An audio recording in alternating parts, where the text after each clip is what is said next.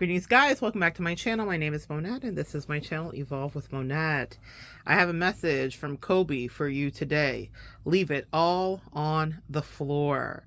For those of you that are new here, I'm a professional intuitive empath. I may have said that. I never know. It's so funny when you do your intro, you forget that you say it because you say it so often. And that is precisely my point. There is a thing called muscle memory, and I have been immersed in all things Kobe. For whatever reason, my angels guided me towards Kobe in the last day, and I spent hours watching everything about Kobe, watching the funeral, watching all the coverage that happened. He died approximately 3 years ago. And there isn't an anniversary or anything that's coming up. So I knew that this was guidance from my angels, because it wasn't just triggered by the zeitgeist or popular TikToks or shorts that were on my For You page or anything like that. This came up because it did, because that's how our angels and ancestors communicate with us. And they said, there's a lesson in here for you. Now, I love Kobe for all the reasons that many of you guys love Kobe, even though I wasn't, a diehard Lakers fan, and that's not to say that I didn't like the Lakers. I just am not that immersed in sports. The part of sports that gets me are the stories behind sports, because the part of life that gets me are the stories behind our humanity in totality. So I will be pulled into a 30 for 30 versus me watching a full game, or if I watch a game that's interesting, I'll go research completely who that person is, and that is how I operate in everything, whether it's a musician, a great song I hear, a shout out to my Legos friend, Mayor Khan and Victoni. Holy Father set me down a whole rabbit hole to discover his story, the accident, his comeback, all of that. That's what I love. I'm an anthropologist of us. I love to study our stories and what makes us great, especially when we're dealing with pain or love or any of the beautiful things that we incarnate here to experience. Well, Kobe had the Mamba mentality, and what that meant was that he was singularly focused. He attacked things without provocation, because that's what the Mamba snake is known for. It doesn't need to be provoked to attack.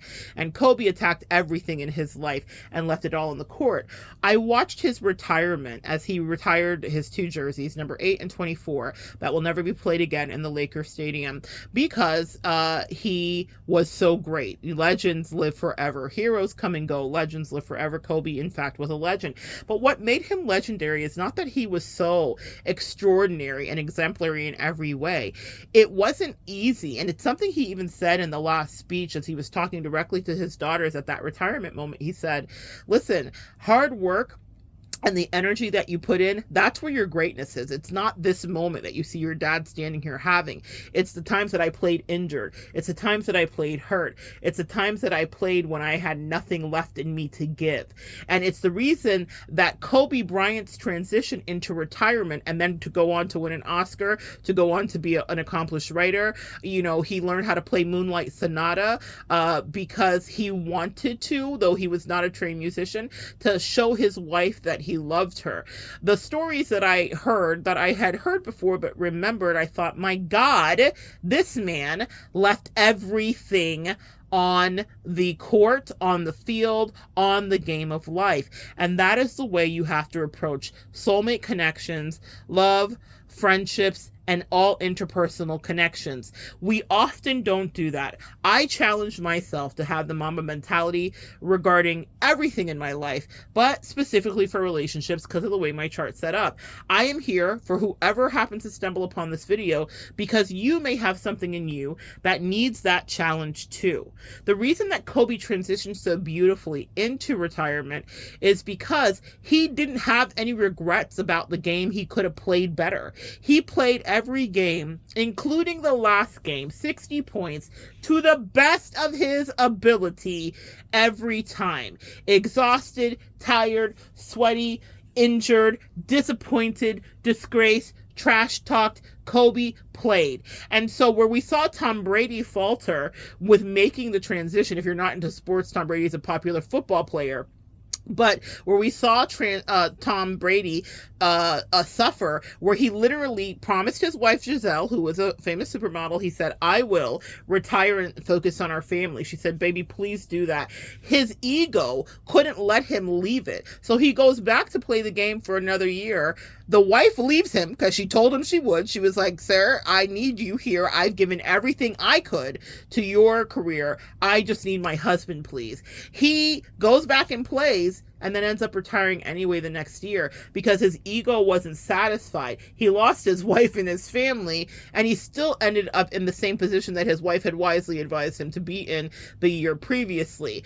Kobe did not suffer that fate. Kobe transitioned seamlessly into retirement, became the best girl dad ever he always was, but really focused on his daughter Gianna that tragically passed with him in that helicopter crash 3 years ago, along with those 7 other lives that were lost. And so what I will tell you about this is that the reason he was able to conquer the Oscars, be the only athlete to ever win an Oscar, ever, Kobe was just extraordinary because he lived his life completely. He didn't have to go back on his word to his wife, Vanessa, and say, okay, I think I'm going to do another year because I didn't get it all out of my system. He left it all on the court. When you get into a relationship, a friendship, a connection, leave it all on the court. One of the things that my angels have really had me study, and I've been just like writing so much about this lately and feeling really good about what I have to offer here with this, is because girls and guys, I've been through the trenches of soulmate connections, romantic, platonic, mixing up, the high key, low key, the friends and bennies, all of the things. I've had every ounce of the spectrum of these connections in my lifetime. And I've also got a lot of time under my belt with counseling you guys that are in similar positions, from poly to non-poly to thruples to tuples to tuples to one-pulls. I have seen and talked to you guys about it all. But what I will tell you is this: when you get into a relationship, many of us live from our atrophied state of pain and experiences of the past. Yes, the 9 of Wands in tarot is a real thing. It means that you are triggered. It is associated with Sagittarius energy, but it's also associated with being wounded. And so when we are wounded, we will not love as loudly or as brightly or as fully as we could. And I challenge you to have the Kobe mentality, the Mamba mentality of leaving it on the table, because these soulmates and connections that come in your life are transient sometimes. They are not always there to stay forever. If it's not deep and if it's not full, I don't want it. I'm not interested. I actually get frustrated and angry with superficial connections, even more so if I know someone and I had the capacity to go deeper. I am just so not interested in superficiality. That's me. That's just me, y'all. But what I will tell you is this: you have the ability to live in the most deep way with your connections, whatever they may be. I have a life partnership with my husband. I have soulmate connections that come in and out of my life. I have a bestie. I have friends from high school. We have all these different lines and delineations that come in to our life. But with each one of those connections, the reason people will spin the block with me, and maybe they have spun the block with you, is because some of us love the way that we do, which is in that Kobe Mama mentality way, which is we love you completely. And that's something I want to challenge you to do if it's not something you've been able to do because your heart has atrophied, because you have turned into the Grinch, because someone hurt you, or because you have been hurt, or because you didn't trust someone, or they lied to you, or whatever. We have a million reasons that we will constrict our soul and be like, oh, I just can't even do this again. But the reason that I can bounce from soulmate connection to soulmate connection, whether I want to or not, the previous video is your ancestors are Matumbo. Sometimes it's above me, and soulmate connections are literally hid away from me and made very clear to me that they're not going to work for whatever the reasons are. But when I'm in every single one, when you identify, and if you are able to, like we all can, that someone is a real connection for you, I literally pour everything into it, because I don't know how long they're going to be with me. I don't know how long it's going to be before I detect some level of effery, or before my ancestors pop it away from me and bat it away from me, smack it away from me like Matumbo, and say no, no, no. So I live in the Kobe mentality when it comes to love, relationship, connection, friendship, partnership, all of the above. Everything under the umbrella gets my full and total love. You know why?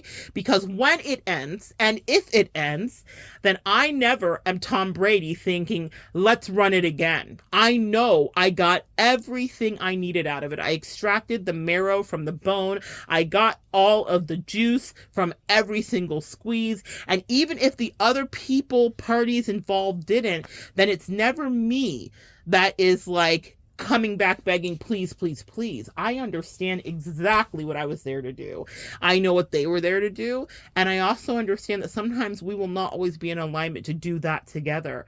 But I like to live like Kobe, where it's that if anything ends, I know that I could not have done better. My mother instilled in me to always reach beyond the moon, go for the stars, exist in the galaxy. High hopes, West Indian parents, sometimes that was tough on me, but I love her for it because it became a part of my ethos. It became part of me. And I want to pass that along to you. In love, the best thing you can do is love them totally. Are they an F-boy and you know they're lying? Give them everything you have anyway. When I say give them everything, don't give them 25 years of your life. Not that. But what I'm saying is until you disembark and realize it's not going to work, be your most authentic self in the connection. Are they a perfect connection, a soulmate that edifies you and makes you feel juicy? Then love them completely, feed into them, and give them what you have to give. Because you never know when people will be taken from us, a la Kobe. Vanessa and Kobe lived a love story. He gave her the dress from the Notebook. He gave her the original script that was written. He loved her and thought of majestic ways to convey his love day after day, and she had his back thusly so that he could be the great person that he turned out to be and cultivate his greatness. But it takes muscle memory. It takes lots of practice to do that. So get into the habit of loving someone in the most juiciest way. Now that's my Leo speaking to you guys, right? I'm a Leo sun. So we rule romance, connection, partnerships, whimsy, dating, affairs, love, all of the juicy stuff that I just, love. Children, creativity. So I live in whimsy in my partnerships. I made a video years ago saying it's important to date your friends. And I still live by that. It was controversial then to some people that I got emails from, but to my bestie who says, thank you for the way you love me, I know it's exactly the right thing to do. Sometimes your bestie just needs a surprise gift or some flowers sent. Sometimes they need a note from you. You need to love people, even if it's platonic, completely and thoroughly through and through. And if it's romantic, the same goes, and it stands to be true. And when connections disappear, because sometimes that happens and it's beyond our control, I never am looking in the rearview mirror and saying, oh, I wish I could go back. I have one more thing that I wish I could say. I said everything I needed to say. I said it in the best way I could. It doesn't mean it's always the right way. Doesn't mean it's the wrong way. But I give the people that are in my life, soulmate connections, friends, lovers, partners, spouses, everything I can. I check in with them. How am I loving you? How do you feel? What can I improve? Even upon exits, how could I have been better? What could I have done for you? Here's what you did for me. I love people completely. Absolutely, completely. Because like Kobe, I don't want to look back. When you love someone completely, or you leave it all on the court, figuratively speaking, then you can transition into the next season of your life with ease. You are not Tom Brady ruining up a whole situation because of your ego and because you think you have one more person to please or one more thing you could tweak to get right. Love people and give everything you have to the game of life, love, connection, partnership, bestieship, lovership, soulmateship. Right. Give them everything you have the first time, because then what you will be able to do is take flight like Kobe. And I don't mean that in any crass way. Kobe soared in every single way. And on that very unfortunate, fateful day, when he finally crashed, it was because life had decided he had played the best game he could play. You don't know when those kind of decisions will come your way. I am acutely attuned to the finality and the fragility of life in the wake of the health issues that I've had in the last couple years. Things that I took for granted, pictures that pop up. You know how you get those pictures that are like, this is what was going on 2 years ago. I think about me never thinking about normal activities that now I have to think about, and behaviors that I would do then, and travel that I could do with ease, that has changed completely for me. Life comes at us fast. So when you are in a connection, give it everything you have, because you do not know when it will be your last day. I got to watch a beautiful interview done by Joe Budden about the 9/11 surfer. He surfed down 22 stories of rubble on the day 9/11 happened, and he survived while the rest of his coworkers did not.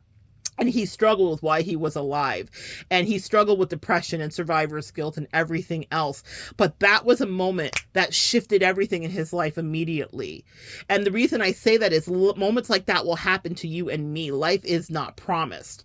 You can just be living your life, and someone else could come in and create chaos and change that causes things to go different, or your body could turn against you, or you could be chosen to carry a cross that you thought you would never have to do. That's why I say give everything you have. To exist in the connections that I have now, have been in a diminished capacity to some degree because of the things that have been foisted upon me that I didn't ask for and that I didn't create. It has been my fate, and it has been my cross to bear. I have had to go and seek and ask, why is this here? Why did I choose this to be here? But what I know is that I put enough gas in the tank of love for my life partner, for my bestie, for soulmates that come in, that they can give back to me even when I am depleted and empty. Because I leave it all on the table when I'm in my best state. And I have been in moments with my bestie where I'm like, I don't understand my fate. Bestie, I am depressed. Is this the worst that it will get? But I've loved her juicily in moments when I was up. So she can give me all the energy in moments when I'm down, and she doesn't feel like it's an imbalance. And I check in. I wouldn't say this to you if it wasn't a conversation I hadn't had with her. She would watch this video and tell you it's true. I love people thoroughly because it's the only thing we are here to do. Sometimes we get distracted from that fact. Live like Kobe. Leave it all on the table, because when you look back, you will not have regrets. He loved being a dad and a coach. He loved watching Gianna play, shaping the team. He loved building his legacy. He was always looking for the next mountain, not plateau, because he knew we always have more to go. That man who died at 41 years of age lived 27 lives in his time span. And people were always like, why does Kobe never stop? Why is he the first one in the gym? Why is he the last one to leave? Why is he such a bully for life? Why is he relentless? Well, he did not know that his fate would be that. If he did, he probably would have made a lot of different choices. But I don't know that he did anything that I could critique, because it looks to me that he lived the most extraordinary of lives. Absolutely. Legends never die. So be a legend in your life to some degree. We have iconic figures that come through in our lives for us to study their iconography. We are to observe and learn from what they do. And we may not all be Kobe, actually, but you can be you. And be the best you for the people that God sends you. Love the hardest. Because I've had even toxic soulmate connections. You guys have heard me talk about the Gucci Versace one. That was a toxic soulmate connection, but it was absolutely destined for me to have it. But I learned everything I needed to quickly. So when I disembarked, she had whiplash, but I was done because I gave everything I needed to give. I was as generous as I could be. I was as loving as I could be. And I knew that the lessons that I left her with would linger and echo in her energy, even if she was frustrated because she still wanted access to me. I did the best I could, even knowing that it was not going to go good, because there was a certain point when I was real clear about that. But I don't have any regrets. I don't need to spin the blog. I don't need to read the text. I blocked and meant it completely, because I knew I had been as honest, authentic, and as pure as I could be. So there was no Tom Brady in me. You guys get it? I didn't have to look back and be like, oh, well, let me fix that. Nothing to fix. With the narcissistic connection that I had, I loved that person the best I ever could, probably better than I've ever loved anybody. We all know what that is, to love that one narcissist so crazy that we're like, why did I do this? But I don't regret it. I learned so much about who I was, what I need, what I deserve, and guess what manifested at it? We create from contrast. So because I continue to work and work and work at cultivating relationship, when God sent in the right bestie soulmate for me, it did stick. And then it was a beautiful connection filled with mutual synergy and energy, because she respected me and I respected her, and we saw each other. Actually, we both agreed to do the contract. We both, something she said to me recently that just touched my heart. She was like, there is no need to shop. I don't need to find anything else. There is nothing else that's better. This is the best. Come on. That's what I'm talking about, Willis. Absolutely. I am the best, and she is the best for me. But what I want you to know is that you can love everybody, even the people that are brimming with toxicity, that same way. Because when you decide, I don't want to play anymore, or this doesn't work for me, then you don't have to go back and wonder, could I have done this better actually? Be Kobe. Don't be Tom Brady. He transitioned seamlessly, happily, and willingly into the next phase of his life. He didn't struggle with what he was going to do. He wasn't filled with angst and remorse, because he played the best he could at every turn and in every course and in every game and in every way. His legacy is his name. His name is his legacy. And that's something, I guess, that my angels wanted me to share with thee. Love people like Kobe loved life, like Kobe played the game, because we don't know when it will be our last ride on life's plane. This is your chance right now. If you've been giving just a pittance, just a bit to whatever is around you, to your career, to yourself, to partners, you're just giving just a little of yourself, love them completely. You think that you can protect yourself. If you're like, well, if I hold back, then I won't get so hurt. No. When you notice that there's effery afoot, then pull back. That's how you don't get hurt. But love completely. Give it all, because you will even be teaching them, even if it doesn't work, that one time in their life they had someone who was a confidant on a friend, right? I'm thinking of the Golden Girls. Thank you for being a friend. Be the person that travels down the road and back again. Be the person whose heart is true, because one day your angels and ancestors will send a pal and a confidant to you that will do the same things that you do, but only if you've lived in authenticity. I welcome every new soulmate connection, because I know new lessons will be learned. But I don't go in with like, well, the last one hurt my feelings in this way or that way. I go in saying, say what you need to say. Love how you want to love. What lessons are you here to teach me? I am exuberant because I know it will only elevate me. Yes, you need to be self-protective. Yes, you have to make decisions. Yes, caution will be necessary. But don't hold back, because you may not get a second chance to love someone primarily. All right, I love you guys so much. Come back and join me next time, and we will continue to keep the Mamba mentality. Kobe all day. Love people, leave it all on the court so that there's no game left to play. And we'll evolve together.